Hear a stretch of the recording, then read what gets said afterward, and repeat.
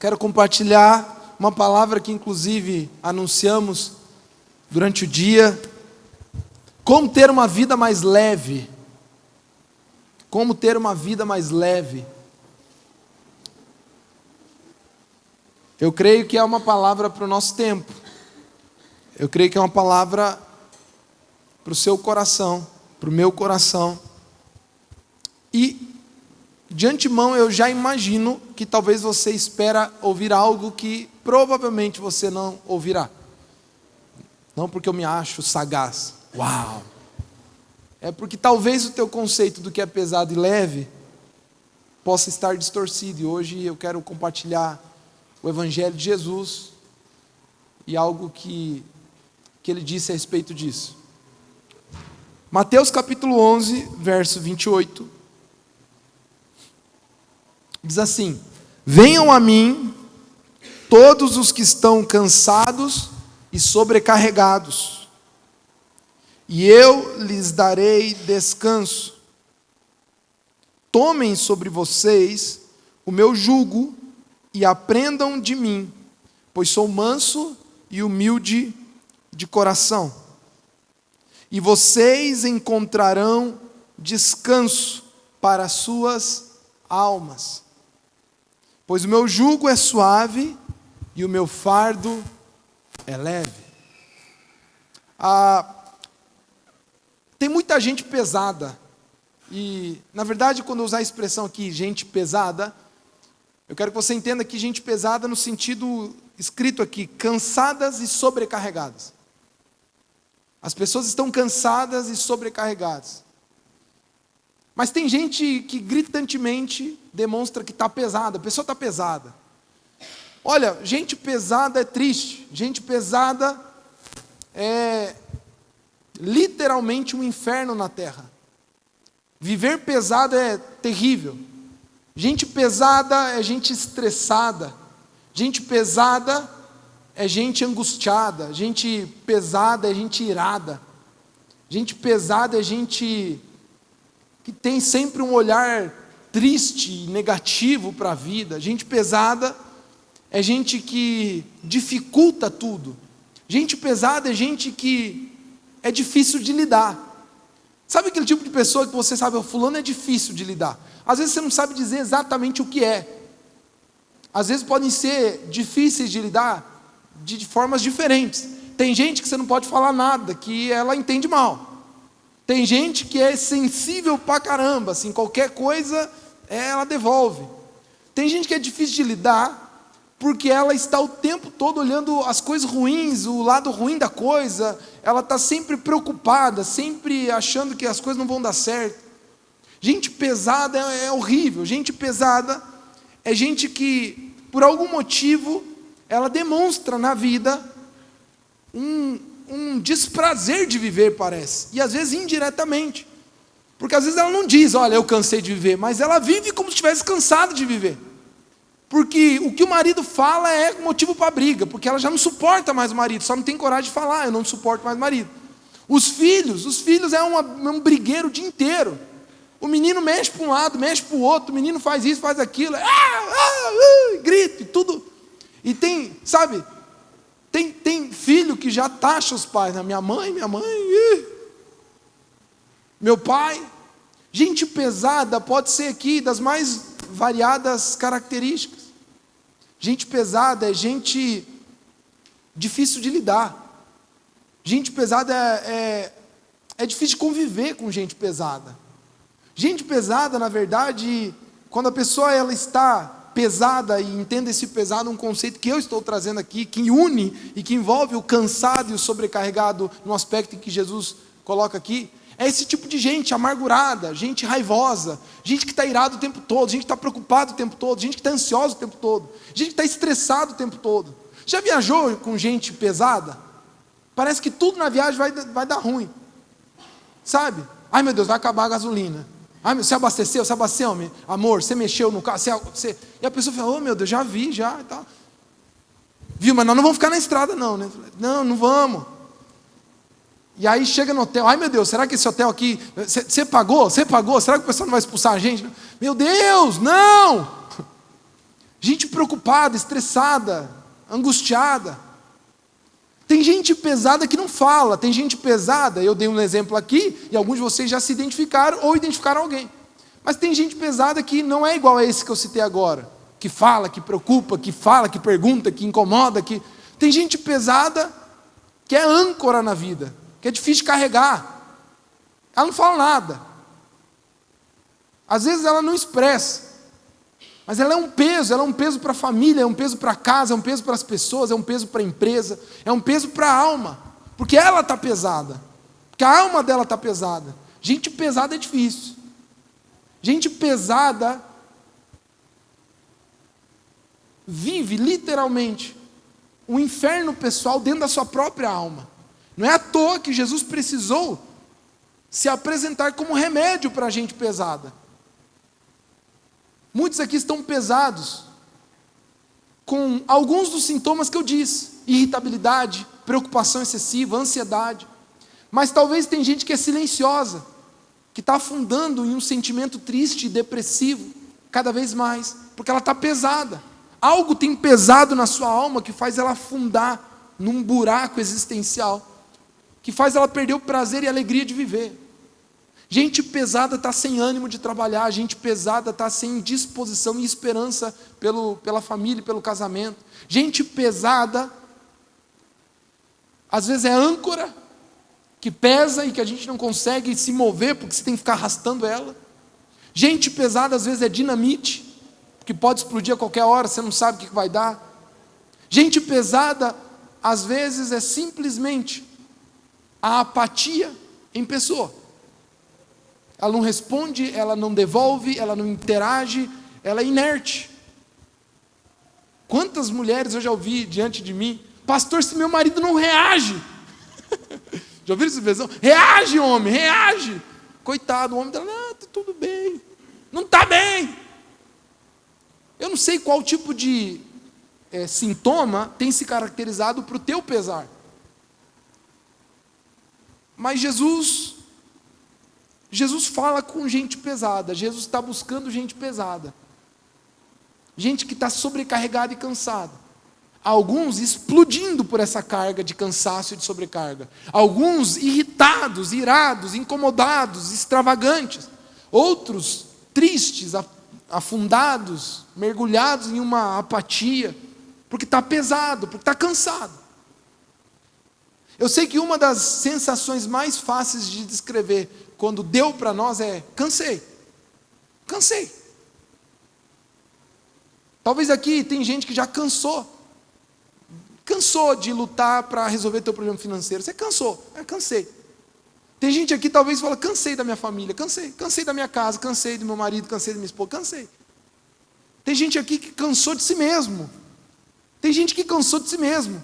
Está cansado de si mesmo, cansado de ver recorrentemente você vivendo algo que você disse que não veria mais.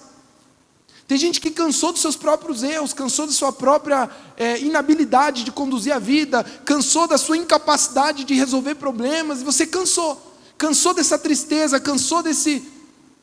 Eu sei que tem gente aqui que nunca viu a sua vida diferente, foi sempre correndo atrás daqueles mesmos problemas. Foi sempre tendo problema conjugal, foi sempre correndo atrás de dinheiro, foi sempre vendo brigas e discussões da mesma forma, foi sempre. Falei: cansei. Tem gente cansada e sobrecarregada. Eu não sei com qual tipo de sintoma é o teu, mas talvez você se encaixe de alguém que cansou. Cansou e...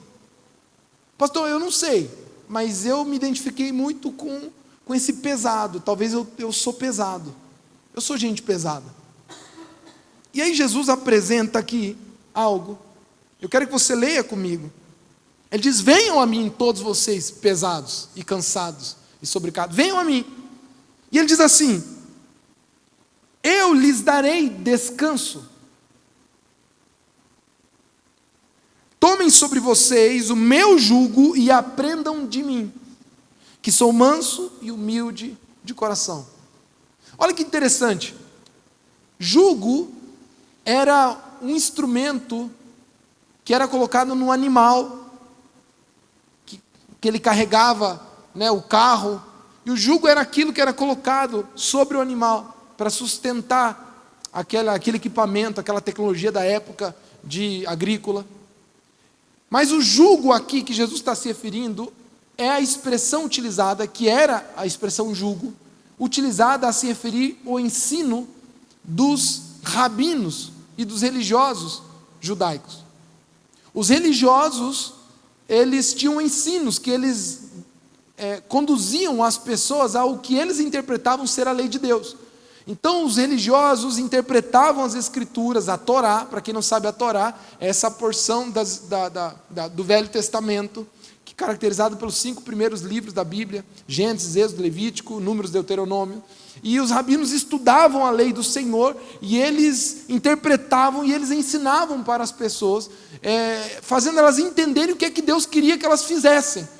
E o jugo que Jesus está se referindo aqui é exatamente o ensino desses especialistas religiosos, era o ensino desses rabinos. E aí ele diz: olha, tomem sobre vós o meu jugo. Ele está querendo dizer o seguinte: Jesus, sendo coerente inclusive com toda a mensagem do evangelho que ele pregou desde o início, ele diz: olha, os rabinos, os religiosos, os fariseus, os saduceus e os homens da lei têm ensinado algo para vocês, têm dado um jugo. O jugo era esse fardo, esse peso que era colocado sobre as pessoas de algo que elas deveriam cumprir.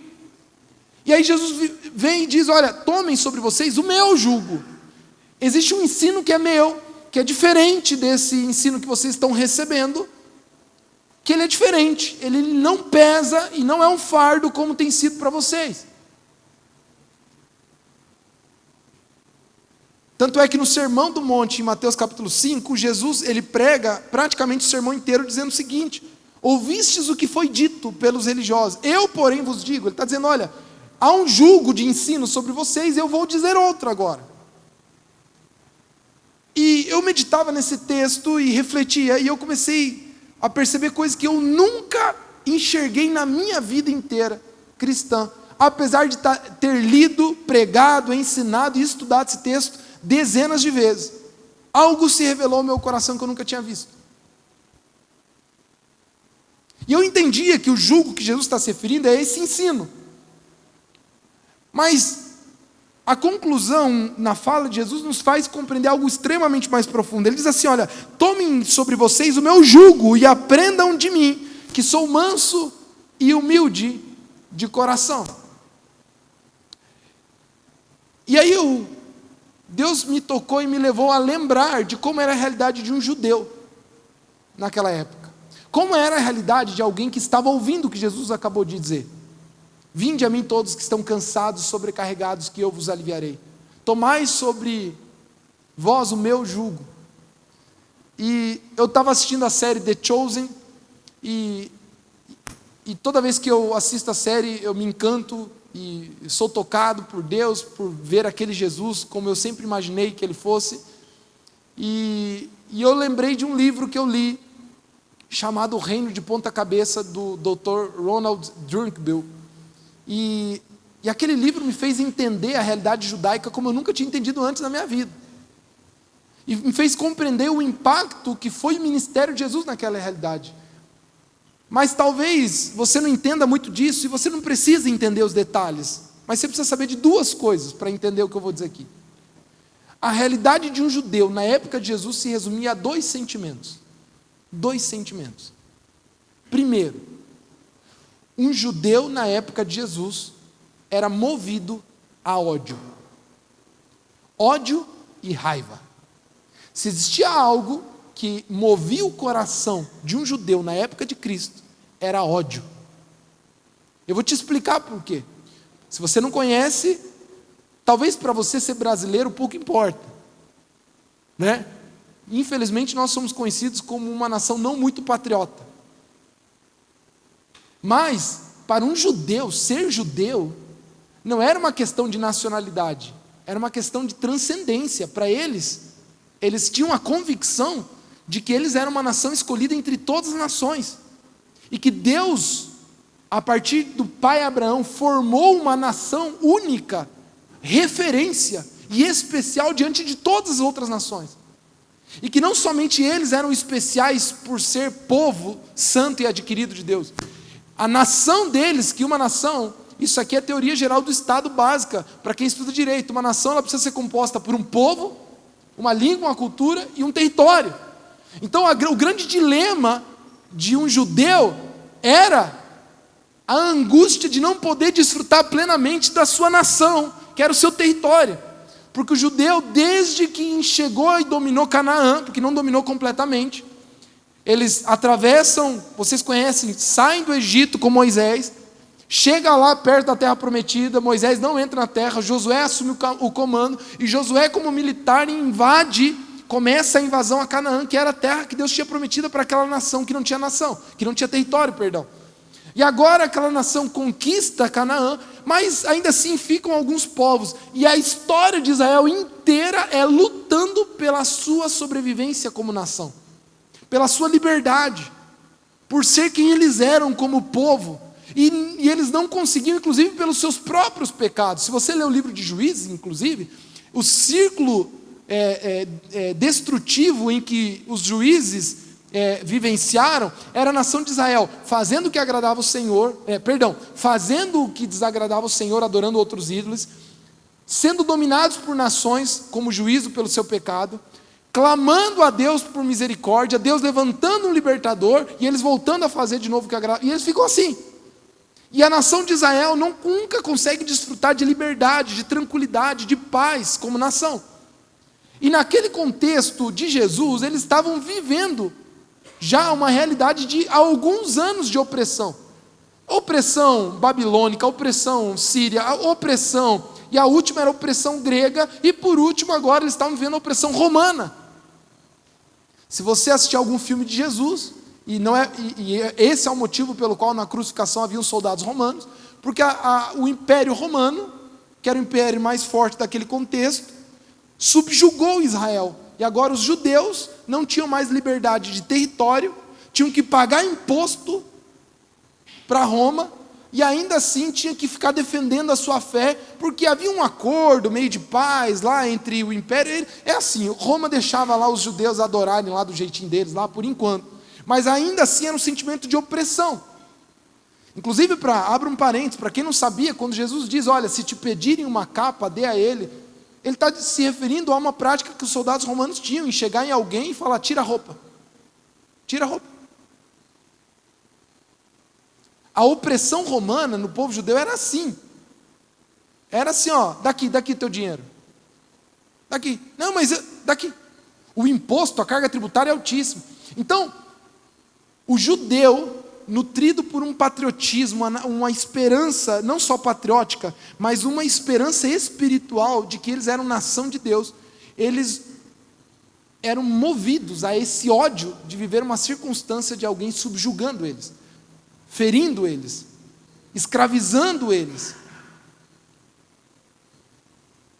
Inclusive haviam grupos políticos mais radicais entre os judeus, como os zelotes. Inclusive um discípulo de Jesus era um zelote, era tipo um anarquista, que pegava em armas, inclusive, eles eram treinados para assassinar romanos, e foi discípulo de Jesus, viu? Simão Zelote. Eles eram um grupo político que eles faziam comboios para matar romanos, assassinar romanos, mas mesmo até o mais pacífico dos judeus nutria ódio e raiva, todos os dias que ele acordava e trabalhava. Quando o judeu trabalhava, ele sentia ódio. Você já sentiu assim uma indignação quando você ouve notícias políticas ou ouve coisas sobre imposto, sobre corrupção? Você já sentiu indignação? Levanta a mão aqui. Meu irmão, a carga tributária judaica, romana, sobre os judeus, chegava ou estava quase passando de 50%. Se for fazer um cálculo bem específico, eles mais trabalhavam para o inimigo do que para si mesmo. O judeu nutria ódio, desde que ele acordava até a hora de dormir. A vida dele era sentir raiva. A vida dele era sentir raiva. E aí, ele se consolava, sabe onde? Na lei. Porque a lei amparava que a justiça fosse feita. E aí vem Jesus e diz, olha, tomai sobre vós o meu jugo porque o de vocês é pesado e o meu é leve, ele está dizendo algo que eu nunca tinha entendido. Mas eu só entendi quando ele diz o remédio e como o jugo dele se apresenta. Ele diz: aprendei de mim que sou manso, diga comigo, manso, e humilde. E aqui ele está dizendo do que ele está dizendo. Ele está se referindo ao que é que faz a tua vida ser pesada e o que está fazendo a vida dessas pessoas serem pesadas. E a primeira é ódio. Você diz: ufa, ainda bem. Até agora na mensagem assim, eu estava na expectativa. Agora eu descobri que essa mensagem não é para mim, porque eu não odeio ninguém. Mateus capítulo 5, abra sua Bíblia. Ufa, essa mensagem não é para mim. Ai, que bom. Eu sou uma pessoa paz e amor.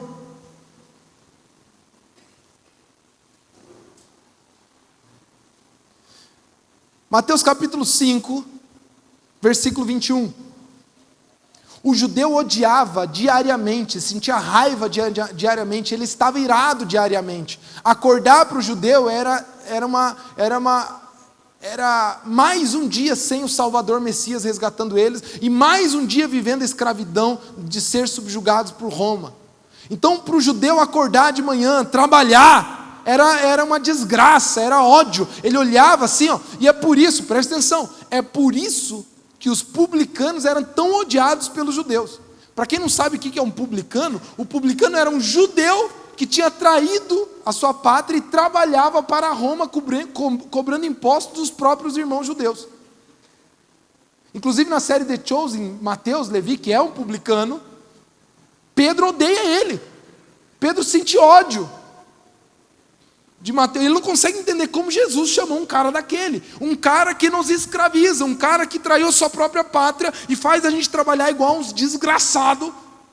Então o dia do judeu era esse, ele acordava com ódio, ele dormia com ódio.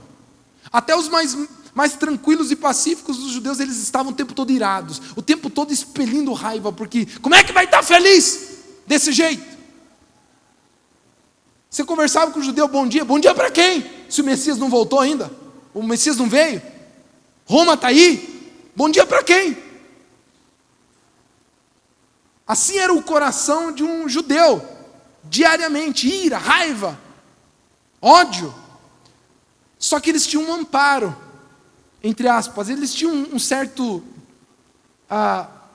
desabafo, que a lei de Moisés, lhes dava um caminho como se fosse justo eles nutrirem esse tipo de ódio pelos inimigos. Afinal, eles eram nação santa, povo adquirido.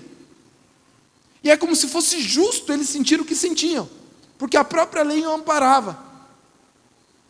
E aí vem Jesus, Mateus capítulo 5, e diz: vocês ouviram o que foi dito aos seus antepassados: não matarás. E quem matar estará sujeito a julgamento. Preste atenção. O mandamento mosaico de não matar é não matar sangue inocente. Então, você não pode dizer, porque talvez alguém já se perguntou, como pode Deus dizer não matarás e ao mesmo tempo no Velho Testamento mandar pessoas ir para a guerra matar outros? É porque o não matarás é não matar sangue inocente. O inimigo ímpio era sangue justo, pode matar, mas merece inclusive. Então o judeu ele tinha inclusive esse ponto de alívio. Ainda bem que eu sinto ódio pelo romano, porque a hora que eu puder eu mato, e é justo, inclusive. Aí vem Jesus e diz: olha, não matarás, e a quem matar está sujeito a julgamento. Mas eu, porém, lhes digo, que qualquer um que se irar contra o seu irmão estará sujeito a julgamento. E aí, Jesus, o que ele fez? Ele equiparou o matar sangue inocente ao odiar o seu irmão. E aí, ele continua dizendo o seguinte: também qualquer um que disser ao seu irmão racá, e ainda bem que a expressão é essa, racá, porque racá não tem uma tradução específica. Racá Em algumas Bíblias você vai ler embaixo, é tolo, alguma coisa assim. Mas existe um historiador, um rabino, que ele explica que raca era uma expressão que denotava extremo desprezo. E a verbalização dela, linguística, nasceu do barulho que alguém faz quando escarra para cuspir. Então, a expressão raca é dizer, eu tenho tanto nojo, eu tenho tanto ódio de você, eu te desprezo tanto que... Vocês entenderam? E a expressão raca para o seu irmão é, eu tenho vontade de cuspir. Quando eu penso, quando eu olho para você, quando eu sinto... É isso que eu sinto de você, desprezo e nojo, e ódio e raiva, ao ponto de eu ter vontade de cuspir. Essa é a expressão raca. Ele diz, qualquer um que disser ao seu irmão raca, será levado ao tribunal, e qualquer que disser louco, corre o risco de ir para o fogo do inferno. Portanto, se você estiver apresentando sua oferta diante do altar, e ali se lembrar que o seu irmão tem algo contra você, deixe a sua oferta ali diante do altar, e vá primeiro reconciliar-se com o seu irmão, depois volte e apresente a sua oferta. O que é que Jesus está dizendo? Preste atenção que isso aqui é de extrema importância. Jesus está dizendo o seguinte, olha, ouviram o que foi dito. A religião e o jugo que colocaram sobre vocês norteava e moldava o comportamento de vocês. Faz isso, faz aquilo, faz aquilo outro. E por causa que é um ensino simplesmente orientado pelo que você faz e ignora o que você sente, você está livre de, se não matar o teu irmão, está tudo bem, pelo menos matou. O que não pode é matar. O que você sente não importa. E aí, você precisa entender o que Jesus está dizendo. O jugo que foi colocado sobre vocês é um jugo que está orientado simplesmente para o que você faz, e ignora quem você realmente é, e o que você sente. E quando ele diz, olha, o jugo é pesado, ele está dizendo, olha, existe todo um conjunto de ensinos que tem norteado a vida de vocês, que simplesmente cobra de vocês comportamento. E sabe por que é tão pesado o comportamento? Porque ele é o oposto do que realmente queremos. E por isso que é tão difícil. Por isso que a coisa mais tonta e tola que um cristão pode fazer é simplesmente se esforçar para mudar. Por isso que a gente tem ensinado aqui na igreja que o nosso desejo é pregar o evangelho, apresentar Deus para as pessoas e levá-las a um encontro com Jesus, para que a promessa se cumpra, que é o Espírito Santo entrar e habitar na sua vida, e Ele mesmo se encarregar de transformar você de dentro para fora. E aí Jesus diz, olha, o jugo que vocês carregam é pesado, aprendei de mim que sou manso e humilde de quê? Aqui está o segredo. Ele diz, olha, eu estou apresentando um novo ensino para vocês. Ouviste o que foi dito? Não matar, está ótimo, tá bom. Eu, porém, vos digo, se no teu coração você desejar odiosamente algo em relação ao seu irmão, você morreu por dentro. E não tem nada mais pesado do que morrer por dentro. Sabe por que tem muita gente cansada e sobrecarregada? Porque vive odiando, sem saber o que é. O que é ódio, meu irmão? Ódio é o sentimento pesaroso e negativo, destrutivo, hostil, rancoroso sobre alguém, desejando que algo ruim aconteça. Eu não sinto isso por ninguém. Será? Não é profundo. Meu irmão, preste atenção. Se a gente for olhar o conceito de homicídio que Jesus está apresentando, é um conceito que ele fica só no campo da alma. fala, você mata aí dentro. Não tem nada pior do que matar aí dentro, porque o outro morre e você morre junto. E a gente mata diariamente as nossas relações. Quando expelimos raká. O que é raká? Toda expressão de ira e de ódio e de desprezo. Toda vez que eu desprezo, me iro e ataco alguém, eu estou matando por dentro, um pouquinho, e morrendo junto. E às vezes isso está escondido em alguns de nós como característica de personalidade ou temperamento. Mas o próprio Jesus diz, meu irmão, a boca fala do que está cheio o coração.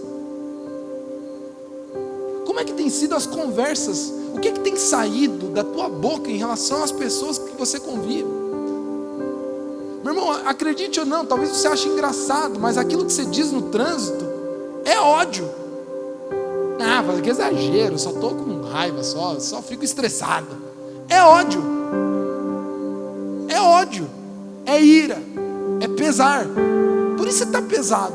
Porque tudo te irrita, tudo te incomoda, ninguém se adequa. Você está matando todos e um pouquinho junto todos os dias. Você mata teus filhos, você mata teu marido, você mata teu casamento, você mata a harmonia na tua casa, você mata a paz das pessoas, você mata os ambientes. Tem gente que acha que nunca matou alguém fisicamente, não é homicida. A gente está assassinando a vida o tempo todo. Tem famílias que perderam a vida porque você assassina a tua família todos os dias, com o que você diz. É isso que Jesus está dizendo. O teu coração é assassino porque você mata todo dia. Você só não mata fisicamente, você não pode. Ou porque existe um controlador de comportamento que tem te norteado. Mas o ensino e o jugo que eu dou não está preocupado com o teu comportamento, eu estou preocupado com o teu coração. É isso que Jesus está dizendo. Aí dentro, o que sai de você? Entende? E às vezes a gente está tão acostumado e acha tão, assim como era aceitável, comum e tranquilo para um judeu falar mal de um romano, talvez seja para algumas mulheres falar mal dos seus maridos. Entendeu? Você chegava para um judeu e falava, cara, você não pode mais falar isso. Olha o ensino de Jesus. Se no teu coração você desprezar um romano, eu vou traduzir o ensino de Jesus. Não é nem matar um romano, ele está dizendo assim, se no teu coração você desprezar um romano, que isso que era o raká, você morreu por dentro e está matando ele junto. Você é homicida. E tem coisa, e você pega um judeu ouvindo isso e fala, mas, gente, é cultural aqui a gente odeia. É tipo você falar para um corintiano se ele. Não, Palmeiras é inimigo, é natural, não precisa nem discutir isso, é rival. E tem coisas que ficaram habituais para nós, falar mal dos outros. Tem mãe que pegou o hábito de matar os seus filhos com as suas palavras. Tem marido que pegou hábito assassinar a sua esposa e o seu casamento. Ele já acostumou, é o que eu sinto. É ódio, meu irmão, é ódio. É ódio. E sabe o que é o... Qual é a questão do ódio? É que o ódio, ele tem como catalisador a ferida. Presta atenção. O que motivava um judeu a sentir o que ele sentia pelo outro é porque ele sentia justo sentir aquilo, ele achava justo sentir aquilo, porque ele foi ferido. E aí presta atenção, o grande catalisador da ira, do ódio, da raiva e desse desprezo que fazemos com os outros, com as nossas palavras normalmente, é porque a gente acha justo dizer o que dizemos, sentir o que sentimos, pela ferida que ele nos causou. Então quando o meu marido erra grosseiramente, eu acho justo, porque eu estou ferida, eu acho justo destilar ódio para ele, mesmo que eu não chame de ódio. Para mim é o meu jeito, mas é ódio, irmão. É o meu temperamento, é ódio. Mas é ódio.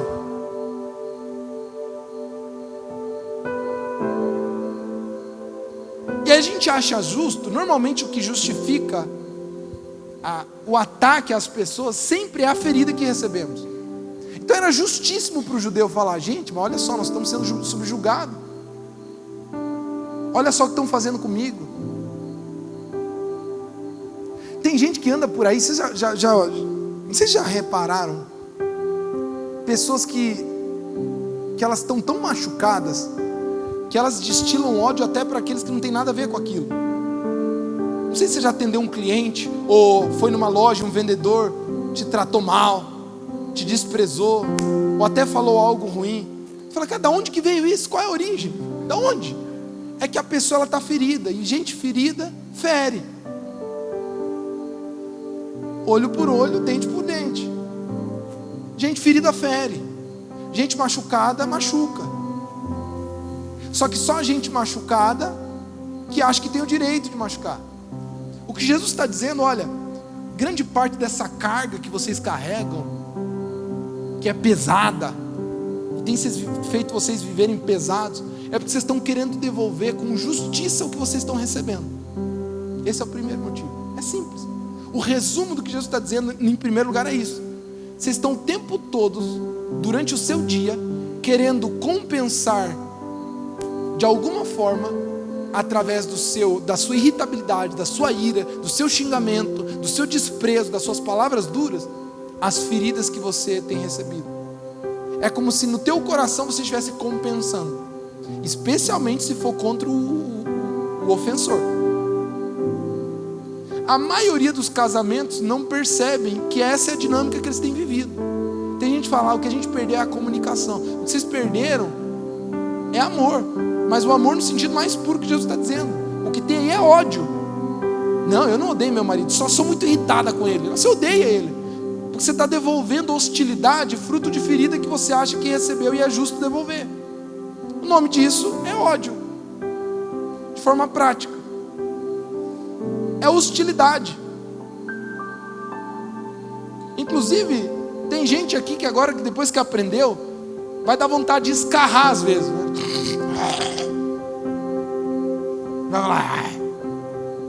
Dá vontade de... É isso. Só que aí Jesus vem e ele continua dizendo: eu aprendi de mim que sou manso e humilde. E existe uma segunda característica aqui do que torna alguém pesado. As duas coisas que pesam na alma humana é, primeiro, ódio. Segundo, culpa. A vida do judeu se resumia em duas coisas. Lembra que eu disse? Primeira, odiar diariamente um romano. Ele era movido a ódio. O segundo sentimento que movia um coração judeu era a culpa. Sabe por quê?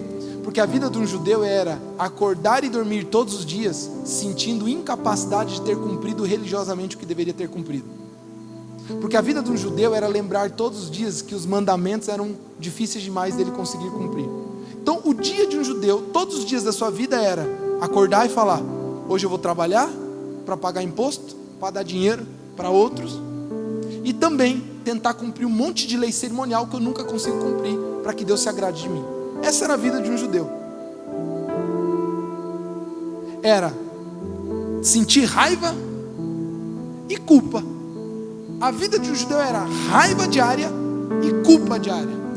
Raiva por devolver o tempo todo as feridas que lhe geraram, e culpa por sentir-se totalmente incapaz de conseguir cumprir o que Deus espera dele. E ele ficava nesse círculo diário, todos os dias, movido a raiva e a culpa e a raiva e a culpa. Pastor, como é que isso se aplica à minha vida? Meu irmão, preste atenção. Primeiro, talvez o grande peso, um dos grandes pesos que você tem carregado, que tem te tornado sobrecarregado, é exatamente essa ira e essa indignação. E às vezes eu não quero nem chamar de ira, mas é indignação. Porque tem gente que, como não é tão explosiva, ela não manifesta tanto, mas ela carrega uma indignação constante de sentimento de injustiça.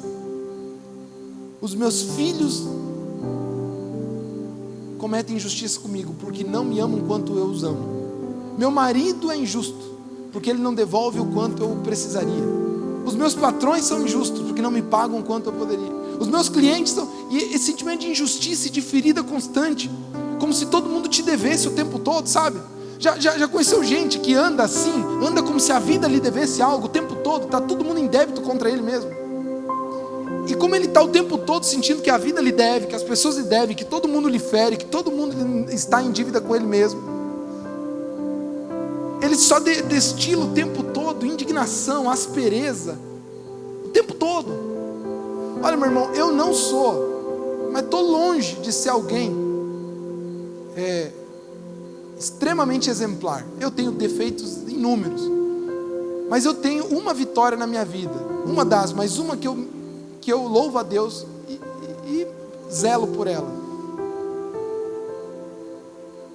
Eu aprendi pelo Evangelho muito cedo, graças a Deus, como viver uma vida leve. A minha esposa está aqui, no primeiro lugar, e você pode procurar ela. E não é que é a minha natureza. Antes de me converter, no último ano, antes de me converter, com 15 anos de idade, naquele ano, eu tinha brigado com a minha irmã 2 vezes, batido na cara dela fisicamente, por coisa pequena, do nível de explosão que eu tinha. Tem gente que, a Mayara fala, nossa, o Rona o Rona, a natureza do Rona, vocês não conhecem, nesse aspecto. Mas por algum motivo, eu não sei qual, essa é uma das áreas que Deus me curou muito rápido. E Ele me tocou de alguma forma e me fez compreender algumas coisas, que eu passei a viver a vida muito leve, mas muito leve. Olha, para eu sair do sério, meu irmão, mas para eu me irritar mesmo, mas não é porque eu sou melhor que ninguém, não sou perfeito, não. Eu entendi uma coisa do Evangelho: a maioria dos sentimentos de ira são movidos pelo sentimento de injustiça. Eu me sinto injustiçado, por isso que eu sinto raiva do Gerson, entende? Eu te odeio porque um exemplo foi algo que, dependendo do lado aqui, né? Mas politicamente é algo que muitos sentiam, injustiça. O sentimento de injustiça inspira o ódio. Se você pudesse, o sentimento de injustiça é o pior para envenenar o nosso coração. E é isso que, de forma micro, a gente sente dia a dia no nosso relacionamento. É injusto o que meu marido fez, é injusto o que minha esposa faz, é injusto. Então eu me sinto ferido, machucado, e aí eu devolvo. E sabe como é que você se cura desse sentimento de ódio provocado pela injustiça? Já te conto. O segundo elemento que machucava e pesava nas costas de um judeu era o da culpa. Ele nunca era santo o suficiente, entende? Ele nunca era bom o suficiente perante Deus, porque ele nunca conseguia cumprir todos os mandamentos da lei. As leis eram pesadas demais, a religião era pesada demais. Na verdade, se você olhar para o Evangelho como mais um manual de regras e de coisas que você tem que fazer, ele vai se tornar um fardo na sua vida, um fardo pesado que você não consegue carregar. E aí vem Jesus e diz: olha, aprendei de mim que sou manso e humilde. Ele está dizendo, em outras palavras, as duas coisas que pesam o coração de vocês, primeiro, é ódio e culpa. Vocês estão o tempo todo com raiva e o tempo todo se sentindo incapazes de cumprir o que os fariseus ensinam. E a culpa é exatamente esse sentimento de ser indigno diante dos erros que cometeu. Tua vida muitas vezes é pesada exatamente por se sentir incapaz de mudar naquilo que você gostaria. Aí junta essa ira, esse ódio, essa aspereza com a incapacidade de mudar isso com suas próprias mãos, que é o que a religião te pede. Aí sim a pessoa afunda numa vida pesada. Tudo é pesado. Qual é a cura? Jesus diz: aprendei de mim que sou manso. Número 1, o quê? Manso. Número 2, humilde. Ele está dizendo, o que é mansidão? Mansidão é a virtude de entregar os seus direitos. Mansidão é a virtude de alguém que não cobra. Essa é a mansidão. Mansidão é a virtude de alguém que diz: olha, você não tem que falar assim comigo. É aquele que não te cobra mais. Gerson, fala comigo direito. O que está o tempo todo ferido, ele está ferido porque acha que o outro deveria ter dado algo que ele não recebeu. Ou seja, que os seus direitos foram feridos. O manso é aquele que não cobra mais direitos. O manso é aquele que diz: não importa o que você me dá ou não me dá, já está resolvido para mim. Você não está em dívida comigo. Por isso que ele consegue devolver mansidão. Ele não se sente mais no prejuízo. Esse é o manso. O manso não é o mosca morta. Não é aquele que sempre fala baixo e manso, sabe? Manso não é aquele que, pode xingar ele que ele não revida. Mas ele não revida, mas no coração ele odeia. No coração ele amargura, no coração ele entristece. Estão entendendo? O manso é aquele que não cobra mais nada do outro. Não espera mais nada de você. Eu não espero mais nada de você. Eu não espero nem que você me trate bem, não espero que você sorria. Eu não espero mais. Mas por que ele chegou nesse ponto? Ele chegou, desistiu? Não! Ele recebeu algo que compensa tudo isso. Ele diz: o que eu recebi de Deus compensa tudo de injusto que você me der. Eu já estou satisfeito em justiça. Eu sei que é complexo para alguns entenderem, mas entenda o seguinte: quando Jesus está diante de Pilatos, eu quero ler isso aqui.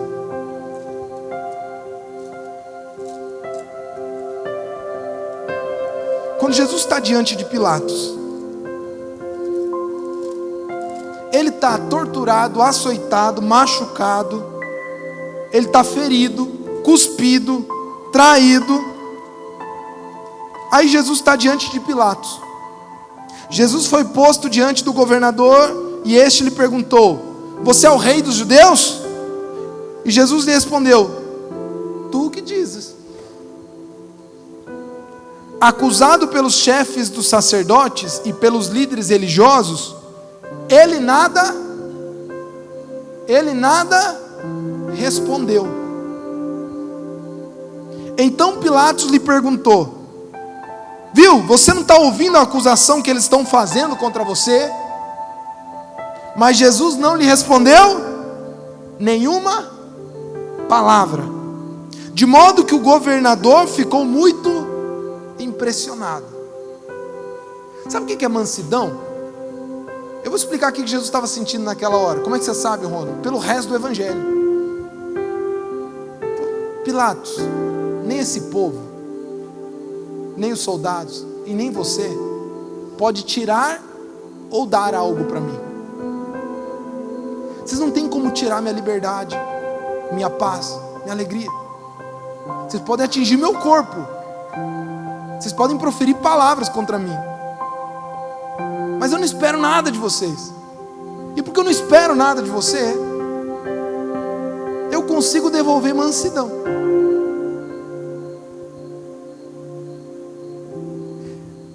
Na verdade, uma briga de família só acaba quando um manso entender que ninguém lhe deve nada. Mas é minha esposa, mas é meu marido, mas é meu filho. Vocês estão entendendo? Não confunda o que as pessoas devem a Deus com o que você acha que elas devem a você.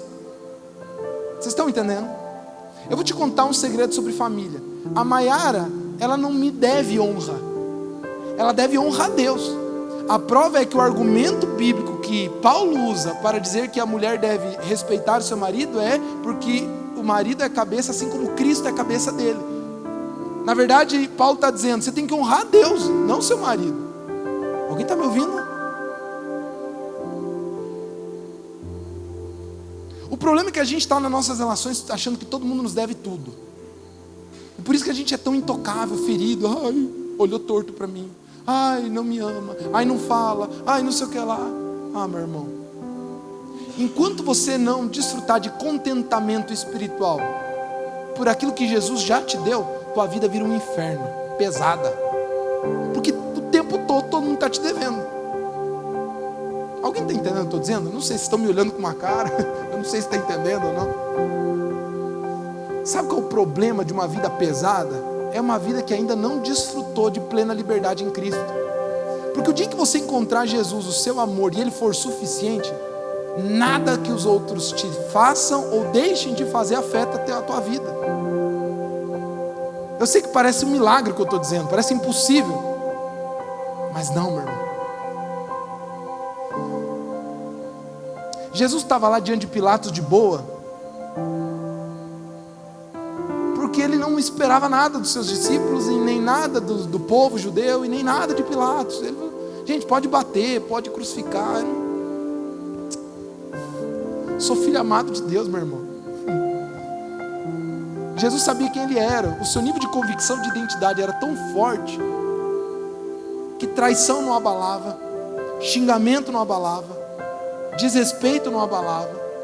Por isso que ele era imune ao ódio. Não tinha como sentir. Não tem como te odiar, não tem como te desprezar, meu irmão. Você não, já está pago. Aqui para mim está pago. E a culpa? A culpa é exatamente esse sentimento de que você está devendo para Deus e que você tem que fazer algo mais para compensar diante de Deus. E disso também, quem conhece a Jesus está livre. Porque tanto para o ódio quanto para a culpa só existe um remédio. Fala comigo, perdão. Perdão é a liberação de dívida. E tanto quem é ferido e pesado, porque se sente injustiçado das dívidas que os outros lhe causaram, quando conhece o perdão, a dívida é rasgada. Tanto quanto aquele que vive por culpa, achando que nunca é capaz de cumprir tudo que Deus espera dele, quando conhece o perdão, desfruta de liberdade. A capacidade de ser manso e humilde, ela se encontra no pilar do Evangelho: perdão. Para quem não sabe o que é perdão, não é esquecer. Perdão não é esquecer. Perdão não é fazer de conta que esqueceu. Sabe o que é perdão? Quando uma pessoa ofende alguém, e quando uma pessoa te fere, de qualquer forma, ela criou um débito. Pensa no débito como um papel, um título. Ela criou uma nota promissória com você, de dívida, e com Deus. Sabe o que é perdoar alguém? É dizer, olha, rasgar a nota da pessoa com você e dizer, você não me deve nada. Tá, mas e com Deus? Com Deus é com Ele. Aí mas você não me deve. Sabe o que é perdoar? Não é esquecer, nem achar que não aconteceu nada, e nem fingir de bobo. Perdoar é não cobrar mais. Perdoar é eu não espero de você mais nada. É isso que é perdão. E a gente só perdoa para grandes ofensas, ou para as pequenas do dia a dia, quando para de esperar das pessoas.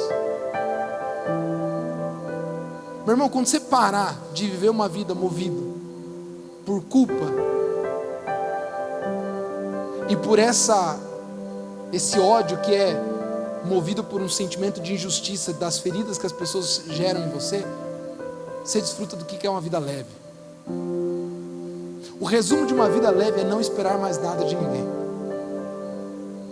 porque Jesus já te deu tudo. É assim, ó, Jesus foi suficiente, o Evangelho é suficiente, o amor de Deus é suficiente. Só alguém com esse nível de experiência espiritual é que consegue amar alguém que mora ao lado quando o outro destila ódio. Entende? Só alguém com esse nível de cura espiritual é que vai na festa daquele familiar que falou mal de você, que roubou você, que traiu você, que feriu você, e você consegue olhar para ele e não sentir nada. Ou pode até sentir, mas não espera mais nada. Porque você fala, o que Deus já me deu já pagou. Está resolvido. Só alguém que experimenta esse nível de leveza e de liberdade é que acorda de manhã e consegue olhar para o seu marido e para a sua esposa, que te ofendeu, te feriu, e recomeçar. Aprendei é uma palavra-chave nesse texto, porque Jesus deixou claro aqui que é possível eu e você aprendermos. Porque a maioria de nós acha que esse tipo de virtude, de perdão nesse nível, é um troço transcendental, milagroso. Jesus está dizendo, aprendam de mim, que sou manso e humilde. Ninguém me deve nada, e assim eu vou caminhando para o meu propósito. Rona, simples assim? É bem simples.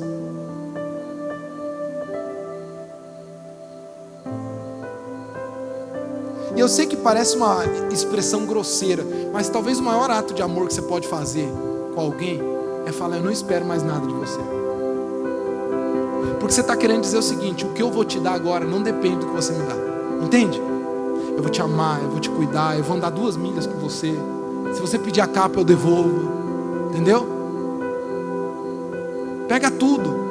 Se você quiser pegar minha comida, pega minha comida. Ah, mas é um mosca morta. Não, meu irmão, eu já estou suprido. Entende? Eu estou suprido. Eu te amo tanto que eu não espero mais nada. O que eu vou te dar não depende do que você me dá. E na maioria das vezes as relações mais íntimas, elas viram esse pé de guerra exatamente por isso. Porque um está só medindo que o que ele vai dar depende do que o outro der. E se o outro não der, ele para de dar. E a gente faz isso de forma pequena, micro e grande. Dependendo de como for o dia. Você entendeu? É assim nos casamentos ou não é? Tratou bem. Meu irmão, até quando você vai virar, vai ficar vivendo essa vida? Seja livre. A Mayara saiu aqui agora. Ana está lá. Eu já senti, a Mayara está aqui, eu já senti às vezes nela indignação, em momentos de alto estresse, eu mudar o meu humor drasticamente. Ela só pode estar fingindo, deve ser hipócrita. E não é. Eu não sou perfeito, meu irmão, mas nessa área eu tenho vencido faz muito tempo. Eu entendi que o que eu vou viver com ela, o que eu estou disposto a dar para ela, que ainda precisa melhorar, porque eu também tropeço, não depende do que ela me dá. Mesmo às vezes eu ficando muito irritado no meu coração de feridas que ela me gera. Mas o amor que eu estou disposto a dar para ela não depende mais dela. Não depende. Eu não ligo para o que a Mayara me dá. Eu digo isso publicamente, está gravado. Eu não ligo para o que ela me dá. Eu já recebi. Alguém está ouvindo o que eu estou dizendo? Eu já recebi. Eu só tenho dívida com ela. Eu só tenho dívida. Se eu for olhar para o amor que eu recebi para dar a ela, eu só estou em dívida. Porque o amor que eu devo a Mayara é o que Cristo deu por mim. A vida. E não só a Mayara, a qualquer um de vocês. Isso é ser cristão. Só. Tomai sobre mim o meu jugo. É um novo ensino, Jesus está dizendo. Eu vou ensinar tudo diferente que os rabinos ensinaram. A vida consiste em amar a Deus e servir pessoas. Vivendo com mansidão e humildade. Acabou? Só isso. Trabalhe assim, compre e venda assim, lidere os empregados assim, viva o casamento assim, eduque os filhos assim.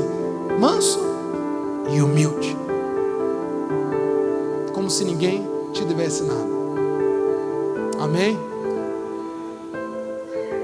Eu quero orar para quem está com a vida pesada, sentindo culpa e ódio.